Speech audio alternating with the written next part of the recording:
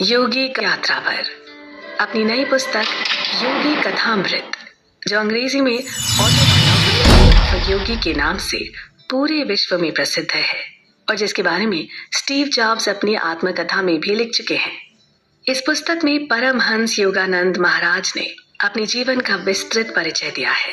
ये कथामृत उनके बचपन से शुरू होने वाले जीवन का वर्णन करती है, जिसमें अपने गुरु स्वामी श्री युक्तेश्वर गिरी को खोजने, उनके एक योगी बनने और क्रिया योग ध्यान का अभ्यास करने और अपनी शिक्षाओं को फैलाने के लिए अमेरिका भर में उनकी यात्रा का वर्णन है। आइए जानते हैं इस पुस्तक का सारांश।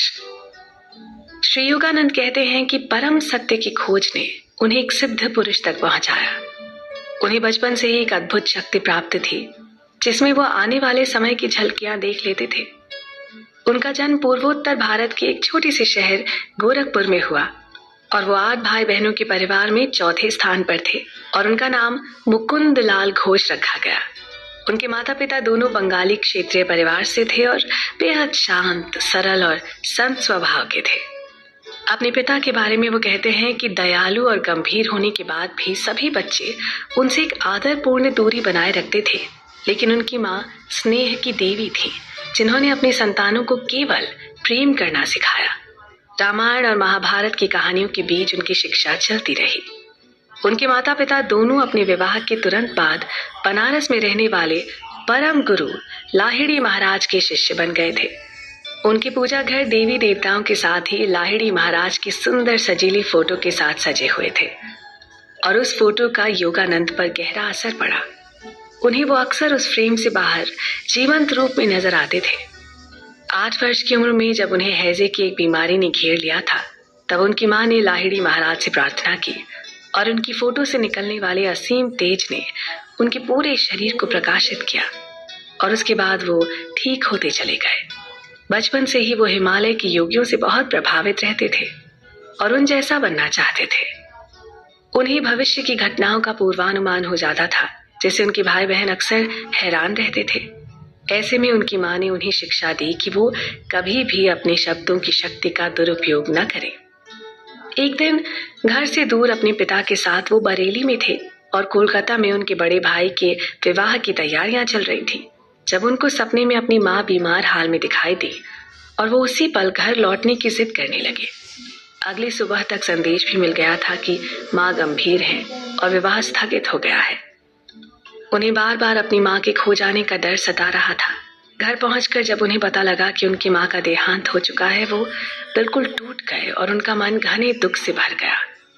वो सब कुछ छोड़कर हिमालय की ओर जाने का विचार करने लगे, लेकिन उनकी इस बात को कोई गंभीरता से नहीं ले रहा था। एक दिन वो नैनीताल के पहाड़ों के लिए निकल पड़े, लेकिन बीच राह में उनके बड़े भाई ने उन्हें पकड़ लिया और वापस परिवार में ले आए। इसके कुछ समय बाद उन्हें अपनी माँ का अंतिम संदेश मिला, जिसे वो उनके बड़े भाई के पास छोड़ गई थी। उस पर लिखा था, प्रिय मुकुंद, मुझे अपने अल्पायु होने के बारे में पता था। मेरे जाने पर दुखी न होना। साथ ही मेरे गुरु ने बहुत पहले ही बता दिया था कि तुम एक योगी बनने के लिए ही जन्मे हो और एक दिन बहुत महान बनोगे, सारी दुनिया को दीक्षा दोगे। इस संदेश के साथ ही उन्होंने चांदी का एक ताबीज छोड़ा था, जिस पर संस्कृत के अक्षर गढ़े हुए थे, जो उन्हें संन्यास मार्ग पर चलने में सहायता करने वाला था। मुकुंद उस संदेश को पाकर समझ गए कि उनका मार्गदर्शन करने के लिए उनके पूर्व जन्म के गुरुओं ने उनकी माँ के माध्यम से उन्हें आशीर्वाद के रूप में ये ताबीज दिया है और अब समय आ गया है कि वो अपनी सांसारिक इच्छाओं से ऊपर उठकर स्वयं के और मानवता के कल्याण के लिए काम करना शुरू कर दें। उनकी माँ के स्वर्गवास के बाद बहुत कहने पर भी उनके पिता ने दूसरी शादी नहीं की और सभी बच्चों को पालने का काम अपने कंधों पर ले लिया। अपनी पत्नी के प्रति असीम प्रेम ने उन्हें किसी दूसरी महिला की तरफ आकर्षित नहीं होने दिया, जिस कारण उनके मन में अपने पिता के लिए प्रेम और आदर का भाव और बढ़ गया। मुकुंद अभी तक हिमालय तो नहीं जा पाए थे, पर उस ताबीज में लिखे मंत्रों का नियमित उच्चारण करके वो हर दिन अपने आप को हिमालय के और नजदीक महसूस करते थे। आगे की कथा का सार सुनने के लिए आप जुड़े रहें हमारे साथ। रूप और हिमालय की यात्रा। नमस्कार दोस्तों, हम चर्चा कर रहे हैं योगी कथामृत के सार पर, जिस पुस्तक में परमहंस योगानंद ने अपनी जीवनी और सात्विक यात्रा के बारे में विस्तार से लिखा है।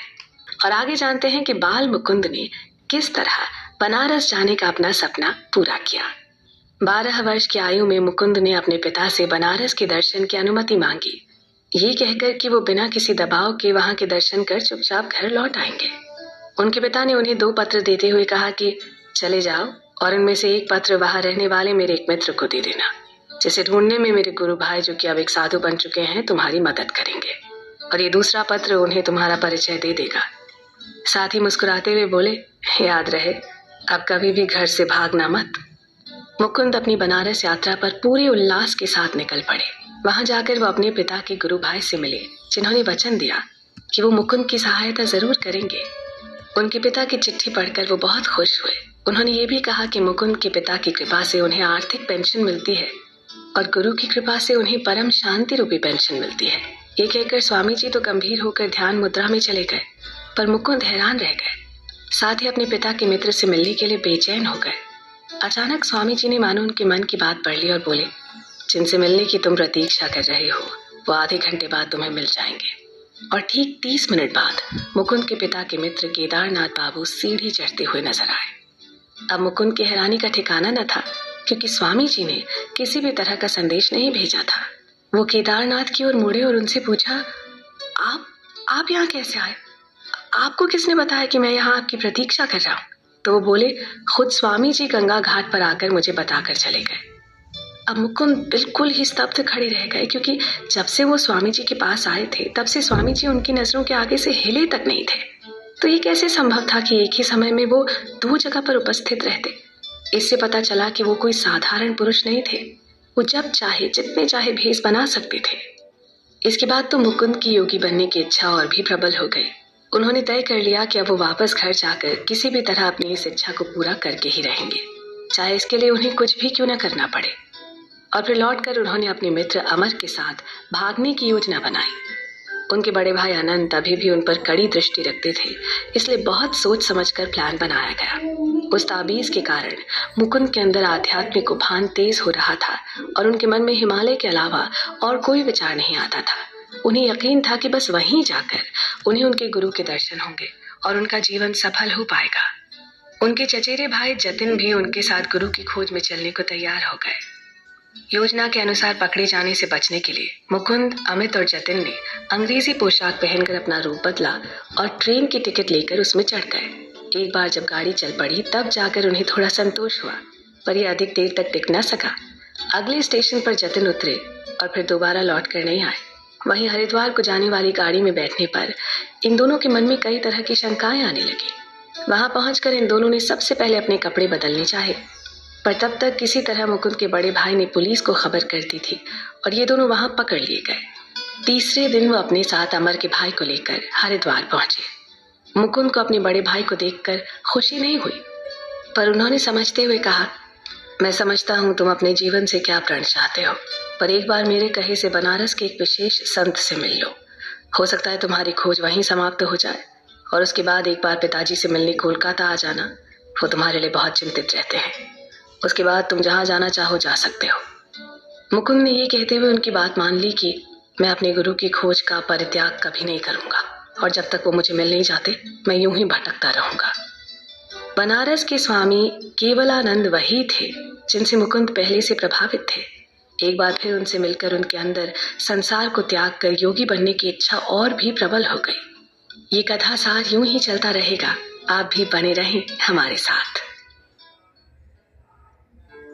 गुरु की खोज। ये सच है कि इस दुनिया में हर चीज का एक तय समय और मौसम होता है, इसीलिए शायद हमें समय से पहले कुछ नहीं मिलता। नमस्कार दोस्तों, और चर्चा हो रही है परमहंस योगानंद की जीवनी योगी कथामृत पर। आइए जानते हैं आगे की कहानी। मुकुंद के मन से अपने गुरु को खोजने का विचार अभी गया नहीं था, बल्कि जैसे जैसे दिन बीत रहे थे उनकी ये इच्छा बढ़ती जा रही थी। वो चारों दिशाओं में अपने गुरु को ढूंढते रहते। हिमालय की असफल यात्रा को 2 साल बीत चुके थे। इस बीच उन्हें कई साधु संतों से मिलने का अवसर मिला। उनमें से एक साधु उन्हें पहली बार कोलकाता के काली घाट मंदिर में मिले, जहां उन्होंने बड़े कोमल स्वर में और सादगी के साथ मुकुंद को समझाया, ईश्वर सरल है बाकी सब जटिल। जिसे सुनकर मुकुंद बहुत खुश हो गए थे। उनके मन में अक्सर यही विचार आता था। इस तरह उन दोनों के बीच ईश्वर के स्वरूप को लेकर लंबी चर्चा होने लगी। शाश्वत सत्य और मनुष्य की मुक्ति की बात करते करते कब एक लंबा समय बीत गया, उन्हें पता ही नहीं चला। उस सुंदर मंदिर के प्रांगण में उस साधु के सुंदर शब्द उनके मन को छू रहे थे।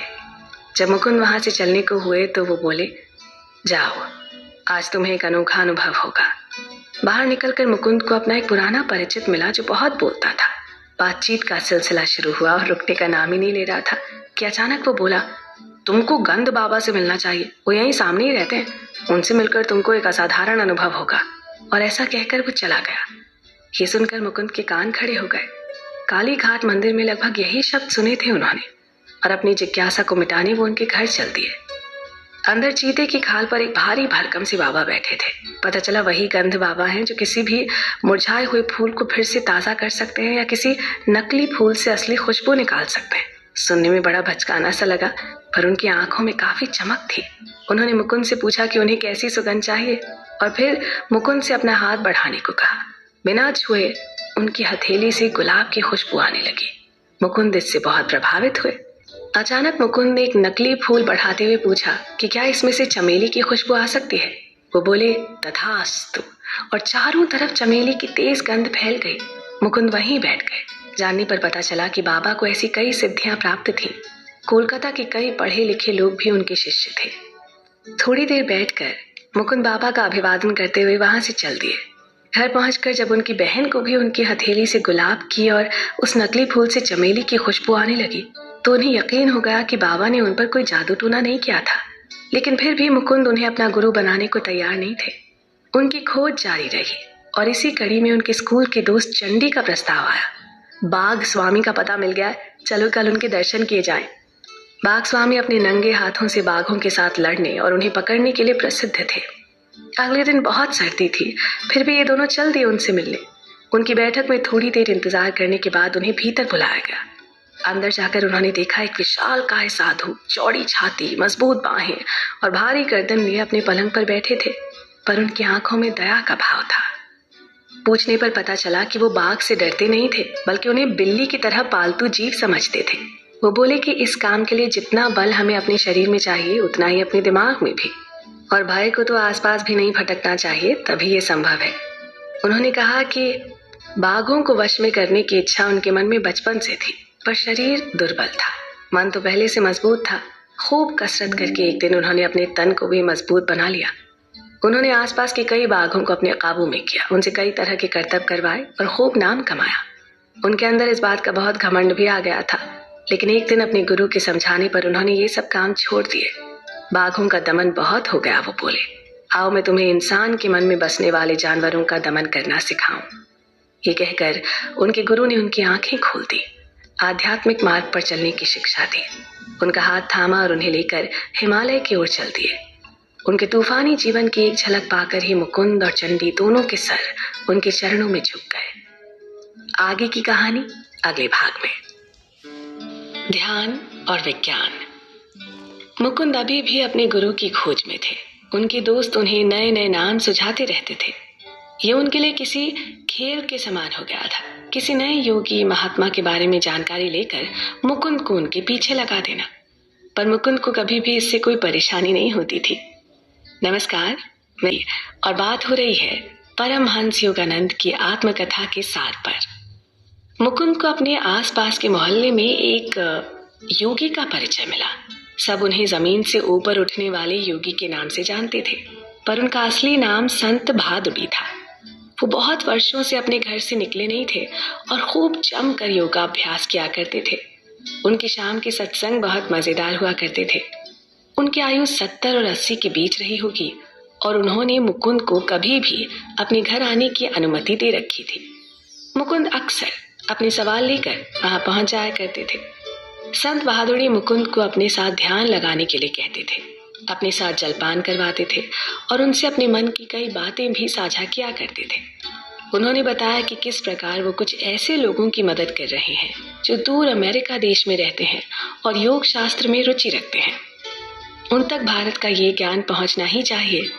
ऐसा कहते हुए उन्होंने मुकुंद की तरफ देखा। तब मुकुंद को समझ नहीं आया था कि वो भविष्यवाणी और मार्गदर्शन उन्हीं के लिए था, पर बाद में वो ये अच्छी तरह से जान गए थे जब वो भारत की शिक्षाओं को लेकर अमेरिका गए थे। सन भादुड़ी एक बहुत ही संपन्न परिवार में पैदा हुए थे और आध्यात्म की राह पर चलने के लिए अपना सब कुछ त्याग कर योगी बन गए थे। जब उनके शिष्य इस बात पर उनकी प्रशंसा करते तो वो कहते कि उन्होंने ईश्वर का आनंद लेने के लिए थोड़े से सुख साधन छोड़ दिए हैं। मुकुंद पर उनका बहुत गहरा प्रभाव पड़ा था और वो नियम से स्कूल की छुट्टी होने के बाद उनके घर पहुंच जाते थे। फिर एक दिन उनके शिष्यों ने उनके लिए एक मठ तैयार करवाया और वो वहां रहने चले गए। ये जगह मुकुंद के घर से बहुत दूर थी, इसलिए उनका वहां आना जाना बंद हो गया। पर फिर भी बरसों बाद जब मुकुंद अमेरिका की यात्रा पर गए तो उससे पहले उनके दर्शन करने गए। सन भादुड़ी ने अपना आशीर्वाद देते हुए कहा, जाओ और भारत की महिमा को और आगे बढ़ाओ, तुम्हें इसका खूब यश मिलेगा। मुकुंद के मन में हमेशा ढेरों सवाल रहते थे और वो ज्ञान प्राप्त करने का कोई मौका नहीं चूकते थे। ऐसे में एक दिन अपने स्कूल के रास्ते में उन्होंने कुछ प्रोफेसर्स को बात करते सुना जो कह रहे थे कि जगदीश चंद्र बोस ने वायरलेस का आविष्कार माकॉर्नी से पहले कर दिया था। ये सुनकर वो ठिठक गए और इसके बारे में सवाल करने लगे। उन्होंने बताया कि इस तरह के एक यंत्र का आविष्कार बोस कर चुके थे, पर उन्होंने इसका आर्थिक लाभ उठाने की कोशिश नहीं की और अपनी शोध का विषय बदल दिया। अब वो और बड़े बड़े आविष्कार करने में लगे हैं। साथ ही ये भी बताया कि वो महान वैज्ञानिक प्रेसिडेंसी कॉलेज में उन्हीं के साथ पढ़ाते हैं। मुकुंद तो सदा ही किसी न किसी गुरु की खोज में रहते थे। ये सुनकर उन्होंने इस वैज्ञानिक से मिलने का मन बना लिया और अगले ही दिन उनके घर पहुंच गए। सर जगदीश ने उनके सभी प्रश्नों का स्वागत किया। साथ ही बताया कि वो अभी अभी पश्चिम देशों की यात्रा करके लौटे हैं, जहां उन्होंने अपने बनाए उपकरणों की चर्चा की। उन्होंने ये भी बताया कि उनकी शिक्षा कैम्ब्रिज में हुई थी और उनकी सारी खोज प्रयोगों के आधार पर ही हुई है। उन्होंने मुकुंद को अपनी प्रयोगशाला में आने का भी न्योता दिया। बाद में प्रेसिडेंसी कॉलेज छोड़कर उन्होंने कोलकाता में अपनी प्रयोगशाला बनाई और उद्घाटन के लिए उसे किसी मंदिर की तरह लोगों को समर्पित कर दिया। उन्होंने अपने भाषण में कहा कि विज्ञान पर न तो पूर्व का और न ही पश्चिम का अधिकार है, ये तो जनमानस के कल्याण का साधन है। कुछ समय बाद मुकुंद फिर उनकी प्रयोगशाला गए, जहां उन्हें अपना निमंत्रण याद आया और उन्होंने मुकुंद को पूरी प्रयोगशाला में घुमाया और अपनी शोध के सभी विषयों के बारे में जानकारी दी। उनसे मिलकर मुकुंद बहुत प्रसन्न मन से वापस लौटे। आने से पहले उन्होंने बड़े आदर से सर जगदीश चंद्र बोस के पांव छुए और उनका किसी गुरु की तरह सम्मान किया। कविवर रविंद्रनाथ टैगोर भी इस महान वैज्ञानिक के मित्र थे और उन पर कविताएं भी लिखते थे, पर उन कविताओं पर चर्चा फिर कभी। अभी तो मुकुंद के अपने गुरु की खोज जारी है, उसी पर चर्चा करते हैं। आप भी हमारे इस सफर पर बने रहें हमारे साथ। गुरु की प्राप्ति। परमहंस योगानंद बचपन से ही अपने गुरु की खोज में थे। इस बीच उन्हें कई संत, महात्मा, दार्शनिक और योगी मिले, पर जिन्हें देखकर उनकी इच्छा पूरी हो सके वो गुरु अभी तक उन्हें नहीं मिले थे। नमस्कार, और हम हैं एक आध्यात्मिक यात्रा पर। आइए आगे बढ़ते हैं। मुकुंद ने अपने पिताजी को वचन दिया हुआ था कि वो हाई स्कूल की पढ़ाई समाप्त किए बिना कहीं नहीं जाएंगे, पर दिक्कत ये थी कि वो बहुत परिश्रमी छात्र नहीं थे। उनका मन क्लासरूम में कम और गंगा घाट और श्मशान जैसी जगहों पर अधिक लगता था। अपने लिए अमरत्व की खोज करने वो अक्सर वहीं पहुंच जाते। रात्रि जागरण उनका भी होता था, पर बाकी छात्रों की तरह पढ़ाई में समय लगाकर नहीं।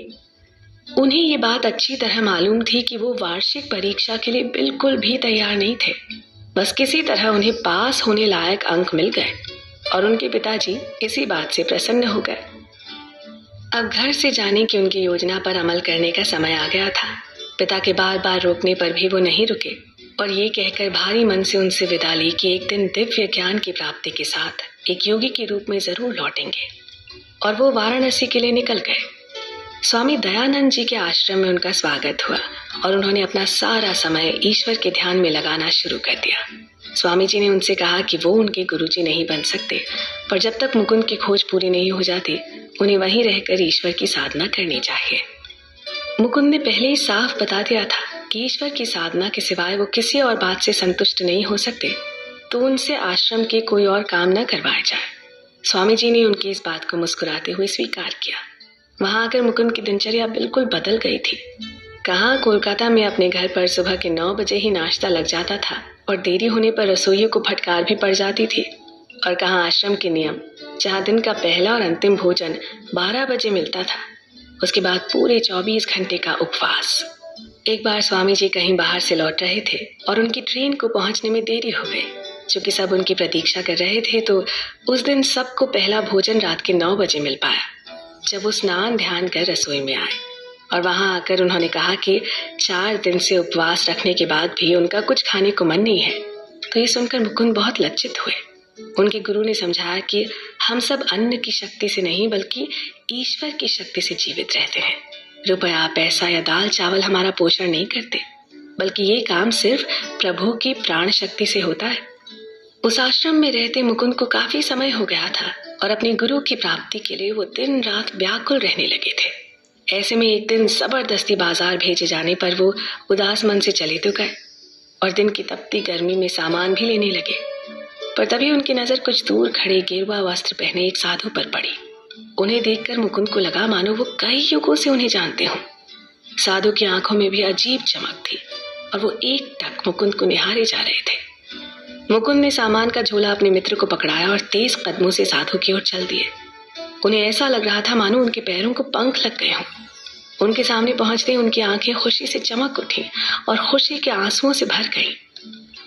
गुरुदेव, कहकर वो उनके चरणों में गिर पड़े और उन्होंने मुकुंद को उठाया और बोले, न जाने कितने वर्षों से तुम्हारी प्रतीक्षा कर रहा था और आज तुम मेरे पास आ गए। ये कहते हुए उन्होंने मुकुंद को अपने हृदय से लगा लिया। गुरु शिष्य दोनों ही निशब्द हो गए थे। मुकुंद को अब पूरा भरोसा था कि वो अपने ईश्वर तक भी पहुंच जाएंगे। गुरुजी उनका हाथ थामकर उन्हें अपने साथ अपने डेरे पर ले गए। गंगा किनारे बसे उनके आश्रम में पहुंचकर उन्होंने वचन दिया कि वो अपना निस्वार्थ प्रेम और ज्ञान अपने शिष्य को देंगे। उनके ये शब्द अमृत की तरह मुकुंद के कानों में रस घोलने के लिए काफी थे। लेकिन उससे पहले उन्होंने मुकुंद को अपने घर वालों के पास लौट जाने की सलाह दी। पर मुकुंद बोले, गुरुजी, मैं आपके साथ कहीं भी चलने को तैयार हूँ। कृपया मुझे मेरे घर न भेजें। मुझे अपना नाम और पता बताइए और मैं सदा के लिए आपकी शरण में आ जाऊंगा। जानते हैं वो कौन थे? वो थे स्वामी श्री युक्तेश्वर गिरी, जो आगे चलकर योगानंद परमहंस के गुरु बने। उन्हें दीक्षा दी और उन्हें ईश्वर की शरण में रहने का मार्ग सुझाया।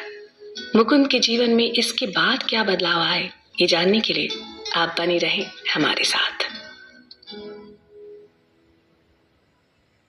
वृंद चर्चा कर रहे हैं योगानंद कथामृत पर, जिस पर अब तक हमने जाना कि किस तरह अनेक साधु संतों और गुरुओं की शरण में जाने के बाद अंततः मुकुंद को अपने गुरु के दर्शन हुए। उन्होंने मुकुंद को ये कहकर स्वीकार किया कि उन्हें एक बार अपने परिवार के पास लौटना होगा, उसके बाद ही वो गुरु की शरण में आ सकते हैं। और ऐसा ही हुआ। अब आगे बनारस से लौटकर मुकुंद अपने मित्र जितेंद्र के साथ बड़े भाई आनंद के घर आगरा पहुंचे। वहां बात बात पर उनके भाई उन्हें लगातार परिवार के बीच ही रहने की सलाह दिया करते थे और मुकुंद सिर्फ ईश्वर से अपना उत्तराधिकार मांगने की कामना रखते थे। उन्होंने बताया कि बनारस में रहना व्यर्थ नहीं गया और उन्होंने अपने गुरु को पा लिया है। वो सिर्फ कुछ दिनों के लिए आगरा घूमने आए हैं और यहाँ से सीधा अपने गुरु के पास श्रीरामपुर जाने का विचार रखते हैं।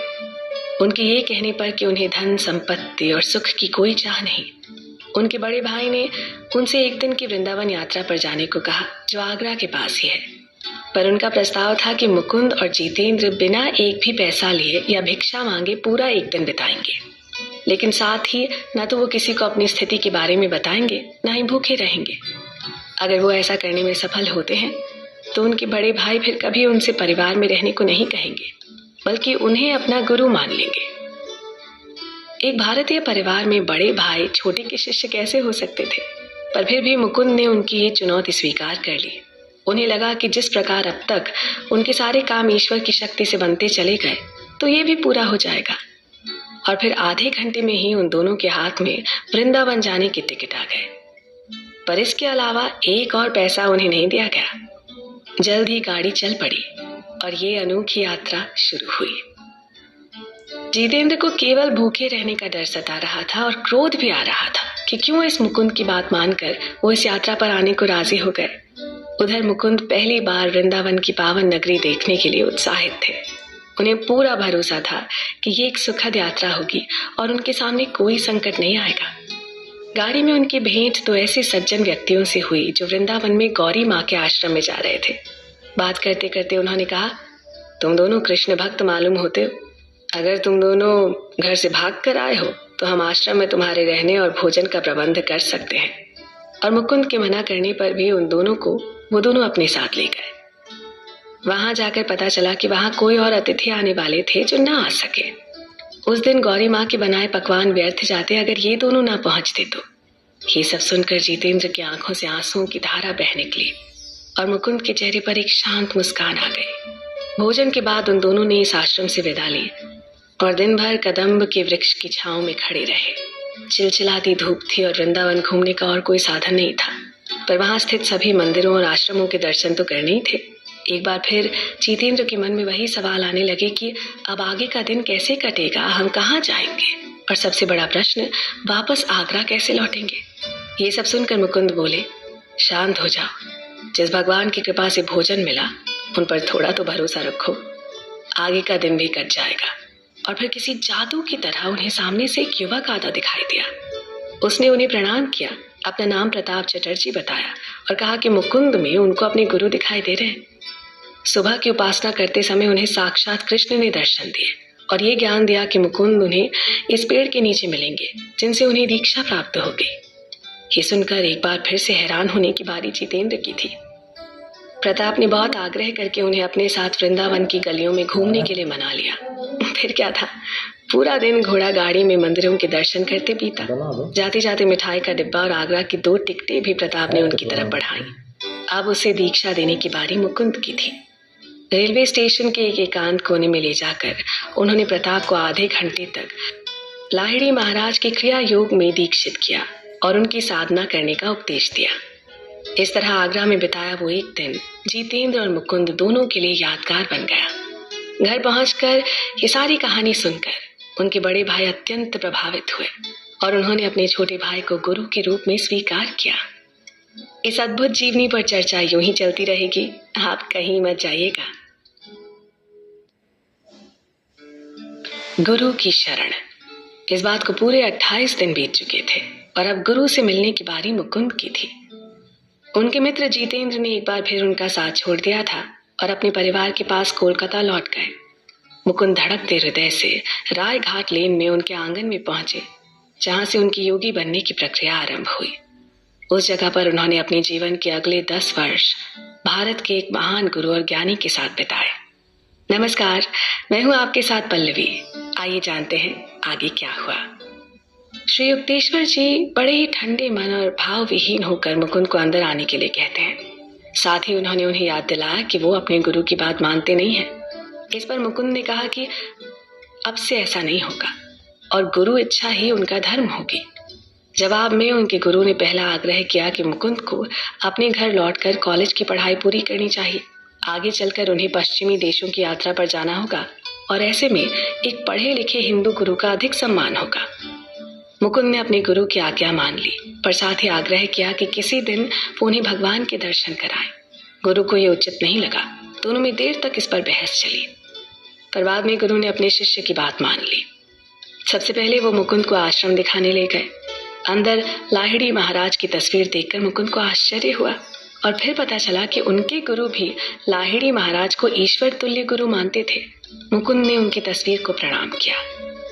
पूरा आश्रम घूमने के बाद गुरुजी ने अपने शिष्य को रात वहीं रुक जाने को कहा। मुकुंद ने उनके जीवन के बारे में जानने की इच्छा रखी तो उन्होंने बताया कि उनका जन्म वहीं श्री रामपुर में हुआ था। उनके पिता बहुत समृद्ध व्यक्ति थे और पैतृक संपत्ति में उनके लिए ये 2 मंजिला इमारत छोड़ गए थे, जिसे अब उन्होंने अपना आश्रम बना लिया था। उनका पारिवारिक नाम प्रियनाथ कड़ार था। उनकी स्कूली पढ़ाई बहुत कम हुई। जवान होते ही विवाह हो गया। एक बेटी है जिसका विवाह हो चुका है और पत्नी की मृत्यु के बाद उन्होंने संन्यास ग्रहण कर लिया। नया नाम मिला श्री युक्तेश्वर। बस इतनी छोटी सी थी उनकी जीवनी। ये सुनकर मुकुंद मुस्कुराते हुए बोले कि ये तो आपका बाहरी परिचय हुआ, कुछ भीतरी भी तो बताइए। इस पर उन्होंने अपने बचपन की कुछ कहानियां सुनाई, जिनमें कोई ना कोई शिक्षा छुपी हुई थी, और फिर रात को उन्हें सोने के लिए एक खटिया दी।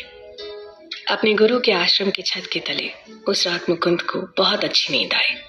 अगले दिन सुबह अपने गुरु से योग क्रिया की दीक्षा लेकर उन्होंने अपने घर की ओर प्रस्थान किया। पिता उन्हें देखकर अति प्रसन्न हुए और अपने पिताजी से मिलकर मुकुंद को भी बहुत अच्छा लगा। दोनों में देर तक बातें हुई। उन्हें इस बात की खुशी थी कि मुकुंद को अब अपने गुरु मिल गए थे, साथ ही इस बात की भी कि उनकी पढ़ाई फिर शुरू हो गई थी। कॉलेज की कक्षाओं में वो कम ही दिखते थे, पर पढ़ाई सही चल रही थी। आए दिन श्री रामपुर की यात्रा पर निकल पड़ते थे। गुरुजी ने भी इस बात पर कभी आपत्ति नहीं की थी। आश्रम में दैनिक जीवन शांत और सरल था। सुबह ध्यान, फिर गंगा किनारे की सैर, स्नान और भोजन। इस बीच कई बार गुरुवाणी भी सुनने को मिल जाती थी। शाम को कुछ दर्शनार्थी रोज ही आया करते थे और गुरुजी सभी के साथ प्रेम का व्यवहार करते थे। 8 बजे रात्रि भोज का समय होता था और उनके द्वार से कोई भी बिना खाए नहीं जाता था। उनके शिष्यों का बनाया सादा खाना भी उन सबको महाभोज की तरह लगता था। उसके बाद देर तक ज्ञानपूर्ण बातें करने के बाद वो किसी बच्चे की तरह जहाँ बैठे थे वहीं सो जाते थे। कई बार बाकी सब शिष्यों के बीच रात भर चर्चा चली, पर ऐसे में मुकुंद को न तो नींद आती थी और न ही थकान होती थी। और फिर भोर होते वो अपने गुरु के साथ दीक्षा लेकर गंगा की सैर पर निकल जाते थे। इस तरह आश्रम में उनकी कई दिन और रात अपने गुरु के सानिध्य में मजे से कट रही थी। हर दिन कुछ नया सीखने को मिलता था और हर दिन उनके ज्ञान में वृद्धि हो रही थी। गुरुदेव कभी कोई भविष्यवाणी नहीं करते थे, पर अक्सर संकेत दिया करते थे कि क्या हो सकता है। वो अतीत को भूलकर भविष्य पर ध्यान देने को कहते थे। उनके आश्रम में बाल शिष्य भी थे जिनकी बौद्धिक और आध्यात्मिक शिक्षा में गुरुदेव बहुत रुचि लेते थे। उनका ये भी मानना था कि साधु संतों की अचल शांति उपदेशों से कहीं अधिक प्रभावशाली होती है। हम इस कथा अमृत पर चर्चा करते रहेंगे, आप कहीं मत जाइएगा। हिमालय और साक्षात ईश्वर। क्या आप जानते हैं कि कभी कभी बिना विचार किए